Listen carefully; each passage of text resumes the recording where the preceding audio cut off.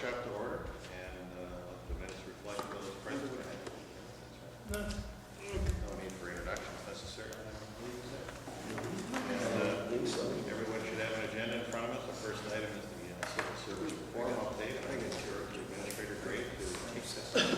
Well, thank you, Mr. Chair. And actually, I'm going to turn this over to Director Watson to talk to this ongoing effort around civil service reform. And it's, quite frankly, a very complex and laborious process, if you will, to go through. We were one of the, I would say, few counties and local governmental units that have civil service requirements, specifically statutory requirements. And we've been working very aggressively with bargaining units, employees, and others to revisit this topic for some time now. And we thought it would be appropriate for the board, number one, to get an update on the civil service reform status. And Director Watson did send out with me a letter to you that describes some of the history, some of the accomplishments and efforts and cooperation that's going on already on this matter. And then today, secondly, is an opportunity to talk about next steps and ongoing dialogue we have with key stakeholders as we continue to move towards civil service reform and eventually revisiting the statutory language to make it better and more effective for St. Louis County today, as opposed to when the language was drafted, 60 years ago or so? So I think that's partly what we're dealing with, is the time lag and when the original statutory direction was given, and in dealing with employment issues and opportunities and processes today in 2010. So with your permission, I would turn this over to Director Watson, and we've got some materials to walk through at a high level that I think really help talk about our goal and what the benefits of this are, and then she'll talk to the next steps in dealing and dialoguing with our stakeholder groups. Thank you. Good morning, Commissioners. I'd like to give you just a quick rundown on where we've been. I think most of you sort of know this, so I won't spend much time on it. Our current reform initiative started, I think, in 2007 before I got here. And it was a commitment by the County Board and County Administration to work jointly with our labor partners to try and develop a new employment system that reflects the needs of a 21st century organization. The effort has gone through a couple of phases. The first phase was sort of a starting phase with the parties identifying, what is it that we think is broken with our current system?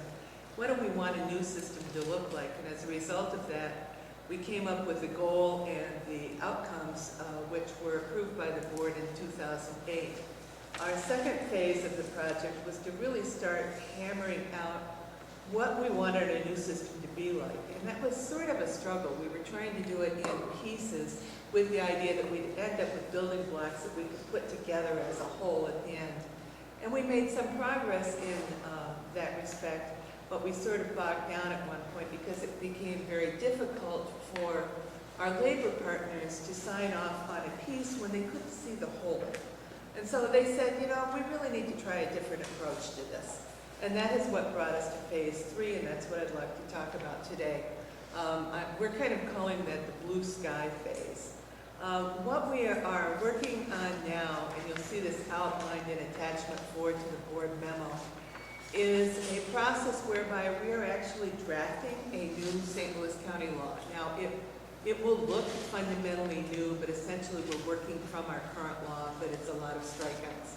And I'll come back and talk about that in a second. What we are doing then is taking that draft of a new law and saying, okay, well, if this is what our new law would look like, what would our rules look like? And from that, we are going to look at all of our union contracts and look for where there are conflicts and where there are gaps. And what we hope to do is lay all of that out in a very graphic and easy to understand picture for all of the unions. I hope to do that in the middle of September and go over it all with them and give them a month to sort of noodle it around, talk to their members about it. Then what we plan to do is to hold a 2 to 3 day meeting with the unions and labor management representatives as well in October, where we're going to go through it all. And what I hope will be the outcome of that is agreement on a proposed new law, which we will bring back to the board for the board's approval. We may also have some agreement on what we think our rules ought to look like. We may also be in a position where there are some things that we want to negotiate in our contracts as well, some changes. One example, when we did our initial union contracts in St. Louis County, we already had a lot of things in rules. So things that you would typically find in union contracts are not in our contracts because they relied on our rule language. So if we take stuff out of rules, that could have a negative effect on the contract. So, you know, we may end up keeping things in rules, or we may end up saying, you know, this is something that really belongs in a collective bargaining agreement. So that's part of the process that we will work through.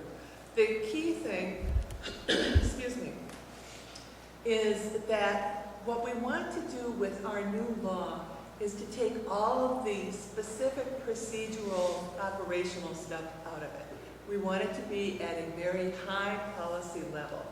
And that will be more consistent with the general county personnel law, which exists out there, and with a couple of the other laws that other counties have, for example, Dakota County's law. And that's where the tricky part is going to come for the unions, and that's why they really need to see the whole picture. Because if we take a lot of the operational stuff out of the statute, it needs to move into rule. So they need to be able to see, well, if you take this away here, what are you going to do to replace it here? So some of the things that we have built in, and if you'll take a look at, you know, either the back of the brochure that I've given you or the back of attachment 1 in your handout, the attachment 1 thing is a little more detailed. You'll see generally the concepts that we're looking for in a proposed new law. First of all, you will see a new introductory statement that we don't currently have, which is a broad policy statement. The policy statement that we are proposing to put in there is one that has already been approved by our Labor Management Committee, so I think that will help. Basically, what it incorporates are the federal merit system standards with which we must comply. So it's basic good government sorts of language. You will see removed from it, as I mentioned, all of the operational procedure details. A couple of the key things that are hanging us up that will no longer be in the statute, and we will probably not have them in rule either, are things like forced promotions. So for example, when I first got here, we had a situation with